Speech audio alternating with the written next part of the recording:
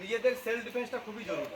কেউ যদি আমাকে মারে তখন আমি কিভাবে সেভ করব, ঠিক আছে, সেটা আমরা আজকে এই দীপের কাছ থেকে শিখবো।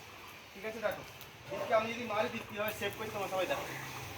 দেখো দীপকে যদি আমি নাকে মারতে যাই বা দেখলে দীপকে যদি আমি পেটে মারি, এটা দাঁড়াও 1 মিনিট, দেখো দীপকে যদি পেটে মারি দীপ কীভাবে সেভ করছে, আমাকে যদি মারে আমি কীভাবে সেভ করবো,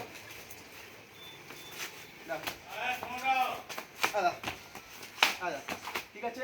এবার দীপকে যদি মাথায় আমি মারি, হলো এরকম মাথায় মারলে বা পেটে মারলে, এবার দেখো আমি যদি দীপের কোমরে মারতে যাই, দীপ কীভাবে সেভ করবে, কোমরে মারতে গেলে এইভাবে করবে, ঠিক আছে।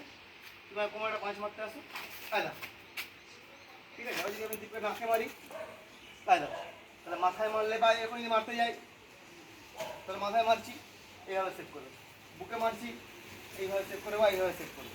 তো এই জিনিসগুলো মাথায় মারলে এইভাবে মারলে এইভাবে সেভ হবে। আবার যদি আমরা পেটে মারি তাহলে এইভাবে অথবা এইভাবে সেভ হবে, তাই তো, বুঝে যাচ্ছে জিনিসটা। আবার যদি আমরা একটা শর্ট কিক মারি তখন আমরা এইভাবে সরে গিয়ে সেভ করতে পারি বা এইভাবে সেভ করতে পারি। এই জিনিসগুলো, এগুলো আমরা সেলফ ডিফেন্স শিখলে আমরা কী করবো, কেউ যদি আমাদেরকে মারে আমরা আত্মরক্ষা করতে পারবো, ঠিক আছে।